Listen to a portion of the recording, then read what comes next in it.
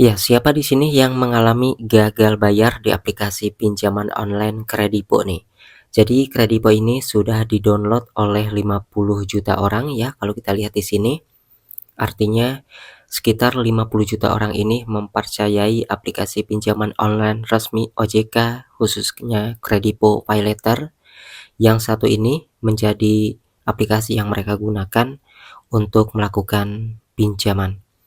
Namun ketika mengalami gagal bayar, meskipun di aplikasi pinjol resmi tentu ini menjadi sebuah masalah, sehingga kebanyakan orang yang mengalami telat ataupun gagal bayar, takut dan khawatir didatangi oleh desa lapangan. Setidaknya di kesempatan video kali ini kita akan mengetahui informasi apa sajakah dan ternyata di sini teman-teman ada batasan-batasan dari aplikasi Kredipo sendiri ketika mereka melakukan penagihan mulai dari jam, harinya, kemudian juga ketika mereka tidak akan menagih lagi selama-lamanya. Maka dari itu, setidaknya kita akan mengetahui aturan-aturan OJK yang diterapkan kepada pinjol-pinjol resmi, salah satunya Kredipo. Jadi ini adalah salah satu aplikasi yang memang banyak banget digunakan oleh orang-orang, para debitur, namun kebanyakan juga tentunya mengalami gagal bayar karena denda dan bunga semakin menanjak ya ketika kita mengalami telat bayar. Yang pertama di sini, untuk desa lapangan dari aplikasi Kredipo sendiri itu tersebar di Jabodetabek seperti Jakarta, Bogor, Depok, Tangerang, Bekasi, dan di luar daerah Jabodetabek tentunya hanya sedikit yang tersebar, sehingga biasanya yang didatangi oleh desa lapangan dari Kredipo ini, yang pertama adalah yang jumlah nominal pinjamannya itu besar, kemudian juga yang dekat-dekat aja dengan kantor cabang dari desa lapangannya. Kemudian ketika misalnya nanti ada desa lapangan, mereka datang di hari Minggu ya, datang menagih ke rumah kita, maka kita wajib menolak kedatangan desa lapangan dari Kredipo karena aturan dari OJK, desa lapangan dari aplikasi pinjol Kredipo ini itu hanya bisa diperbolehkan beroperasi melakukan penagihan di hari Senin hingga hari Sabtu aja.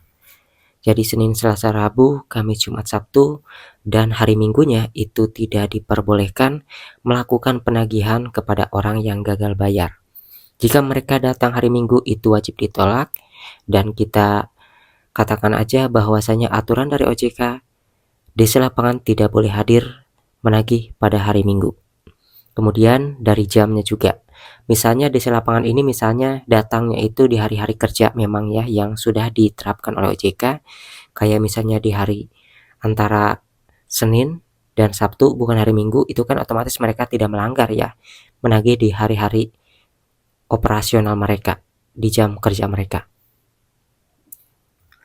Tapi meskipun begitu, mereka ini hanya bisa beroperasi ataupun melakukan penagihan mulai dari jam 8 pagi hingga jam 8 malam aja.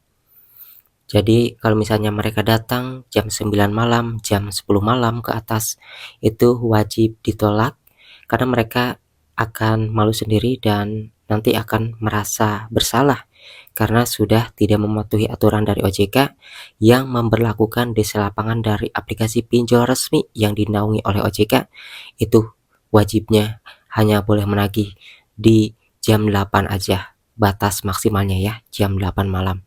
Di atas jam 8 malam, maka mereka wajib tidak boleh diterima ataupun bisa pulang sendiri lah. Kalau misalnya mereka sadar ketika kita ketahui ataupun kita kasih tahu mereka ini menyalahi aturan dari OJK. Kemudian bagi yang belum didatangi oleh DC, biasanya mereka ini kan melakukan penagihan lewat telepon ya. Ada yang lewat telepon, ada yang lewat pesan WhatsApp, ada yang lewat email, ada yang juga lewat SMS. Nah, biasanya mereka tidak akan berani menyebarkan data, tapi hanya menanyakan aja kepada orang-orang yang ada di kontak HP kita mengenai keberadaan kita. Jadi hanya sekedar seperti itu aja, tapi bagaimanapun meskipun tidak menyebarkan data, biasanya kan mereka memberitahu ya kepada teman-teman kita yang ada di kontak HP kita, itu bahwa kita memiliki utang yang belum dibayarkan. Jadi resikonya tetap kalau malu ya tetap malu gitu ya. kalau misalnya sekalipun tidak menyebarkan data, karena memang tidak boleh menyebarkan data ya, sudah menyalahi aturan jika mereka ini melakukan hal tersebut, itu dilarang oleh OJK.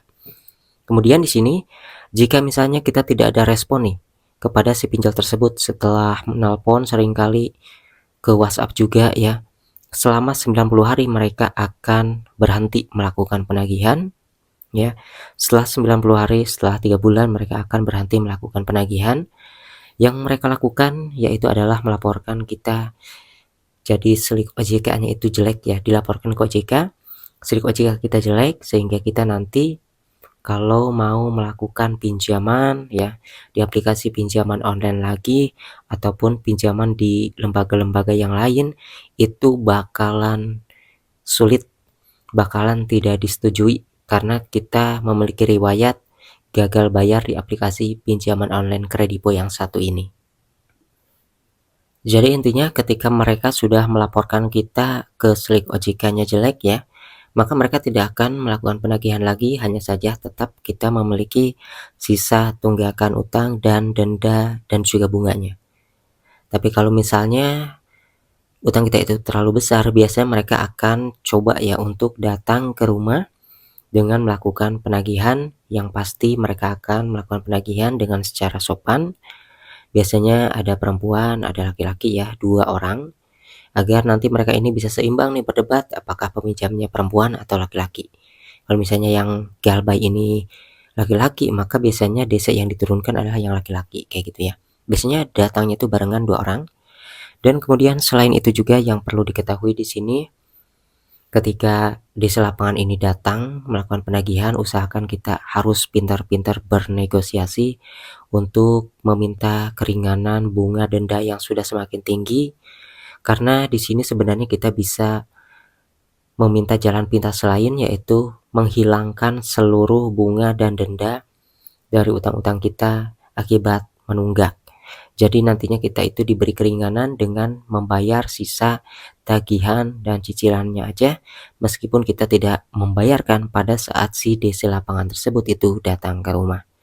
Nah, jadi kita bisa bicarakan baik-baik kalau misalnya si DC lapangan tersebut itu sudah kepalang datang ke rumah kita. Jadi itu adalah salah satu cara juga yang bisa kita jalankan ketika kepalang didatangi oleh DC lapangan. Tapi biasanya yang di luar Jabodetabek itu jarang banget, sekalipun yang deket-deket Jabodetabek ya, yang di kota-kota besar itu juga dipilih lagi.